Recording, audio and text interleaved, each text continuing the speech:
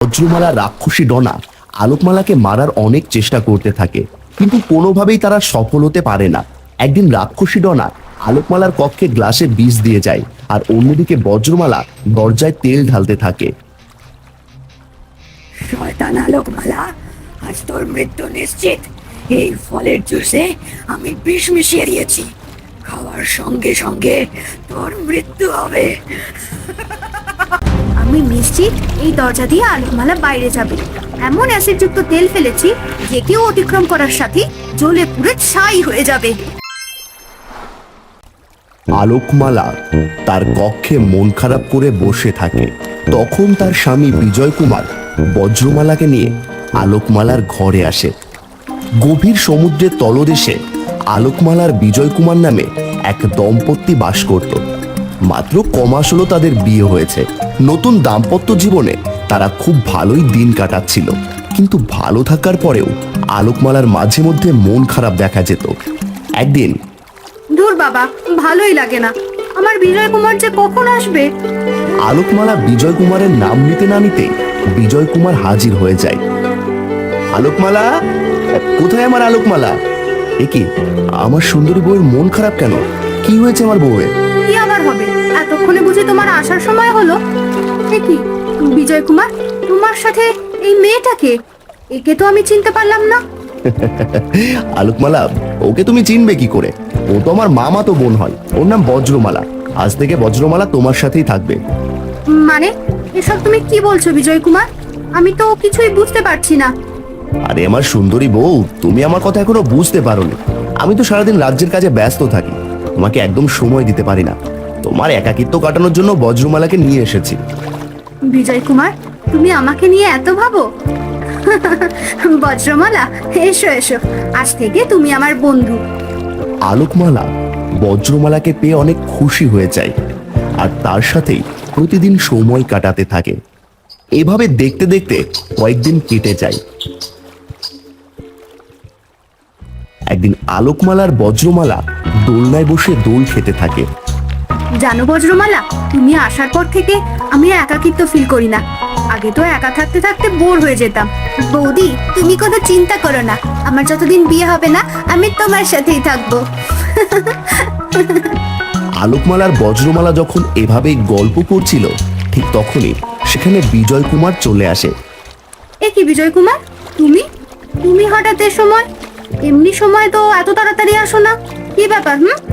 আরে আমার মৎস্যকুমারী বউ, আগে আসলেও দোষ, পরে আসলেও দোষ।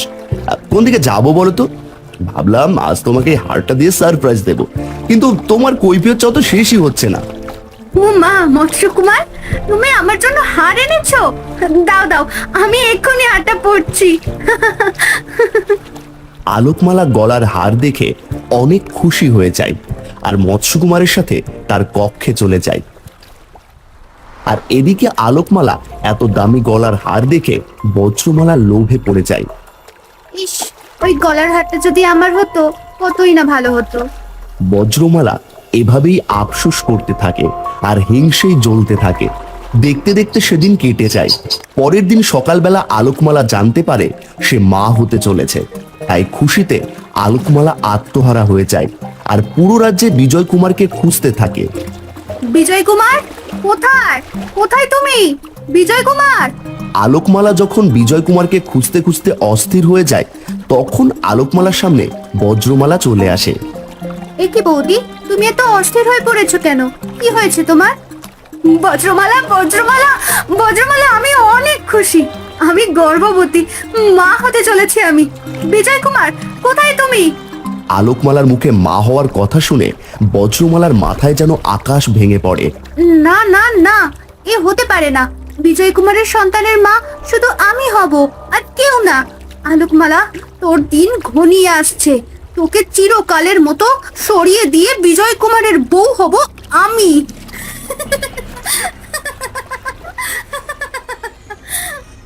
শয়তান বজ্রমালা এসব বলে অট্টহাসিতে মেতে ওঠে, আর ভাবতে থাকে কি করে আলোকমালাকে চিরকালের মতো সরাতে পারবে।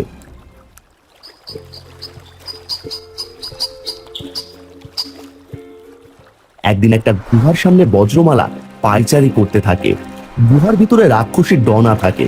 ডনার কথা বজ্রমালা আড়ি পেতে শুনতে থাকে।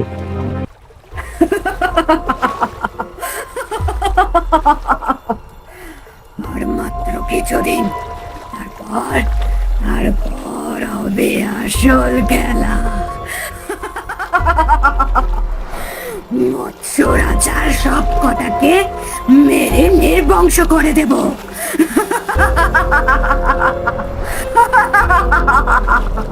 শয়তান মৎস্য রাজা, তুই আমার স্বামীকে মেরেছিলি আর আমি তোকে মেরেছি। এবার তোর ছেলেকে মারবো। কি মজা!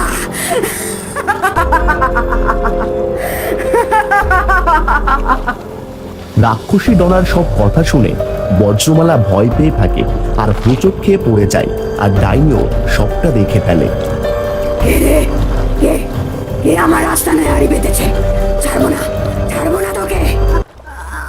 আমায় কিছু করো না, আমাকে ক্ষমা করে দাও, আমাকে ক্ষমা করে দাও। ক্ষমা? এই ডনার ডিকশনারিতে কোনো ক্ষমা নেই। তোর আজ শেষ দিন। আমাকে মেরো না, মৎস্য রাজার বংশকে নির্বংশ করতে আমি তোমাকে সাহায্য করব।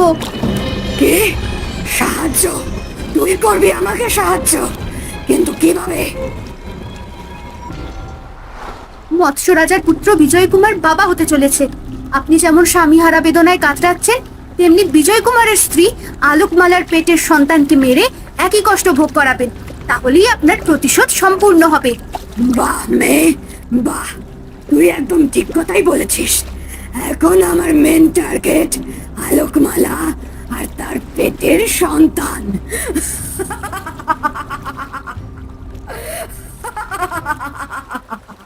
আলোকমালা, তোকে শেষ করার অস্ত্র আমি পেয়ে গেছি। রাক্ষসী ডনার মাধ্যমেই তোকে আমি শেষ করব।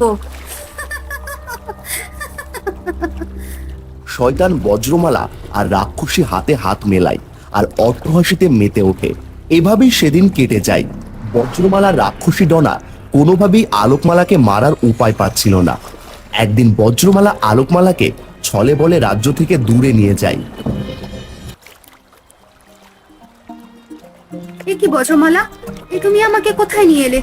এখানে তো সব দিকে শুধু পাথর আর পাথর। বৌদি, রাজ্যে আমার দম বন্ধ হয়ে আসে, তাই তোমাকে সাথে করে এখানে ঘুরতে নিয়ে এলাম। তুমি এখানে দাঁড়াও, আমি এক্ষুনি আসছি।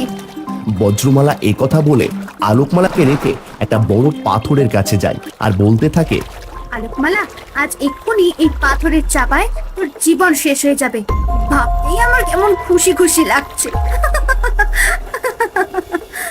বজ্রমালা যখনই পাথর আলোকমালা বরাবর তাক করে ছুঁড়ে মারে, তখনই বিজয় কুমার চলে আসে। এ কি বজ্রমালা, তুই তুই এখানে?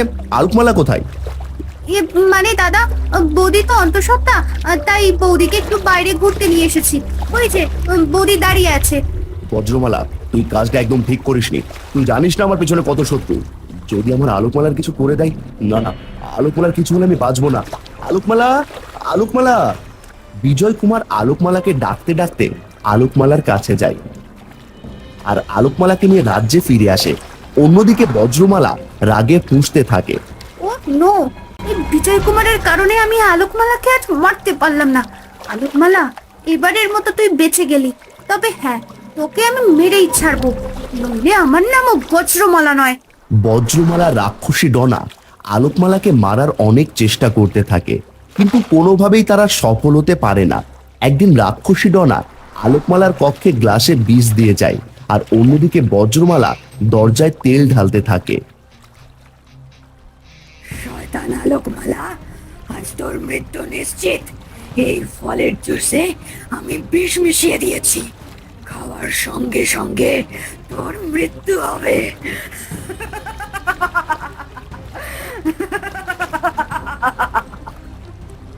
আমি নিশ্চিত এই দরজা দিয়ে আলোকমালা বাইরে যাবে। এমন অ্যাসিডযুক্ত তেল ফেলেছি যে কেউ অতিক্রম করার সাথে জ্বলে পুড়ে ছাই হয়ে যাবে।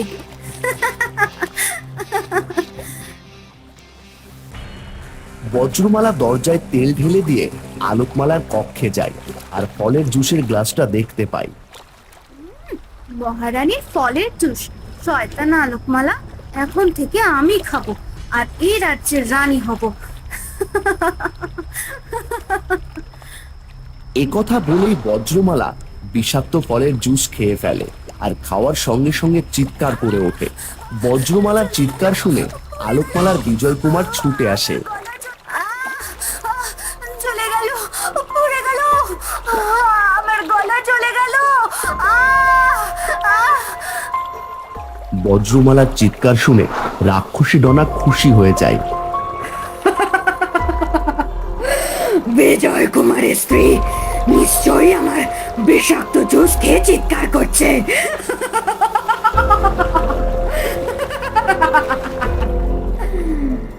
আমার প্রতিশোধ নেওয়া শেষ। এবার বিজয় কুমার বুঝবে কাছের মানুষ হারানোর বেদনা কতটা।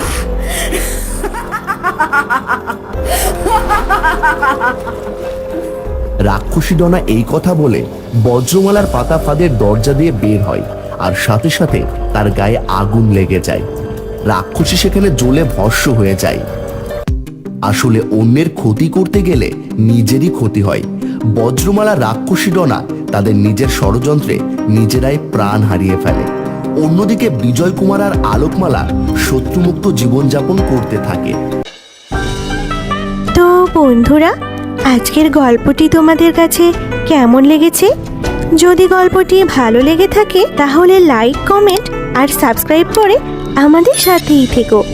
আর হ্যাঁ, এমন সুন্দর সুন্দর গল্প দেখতে চাইলে পাশে থাকা বেল আইকন বেলটি অন করতে ভুলো না কিন্তু।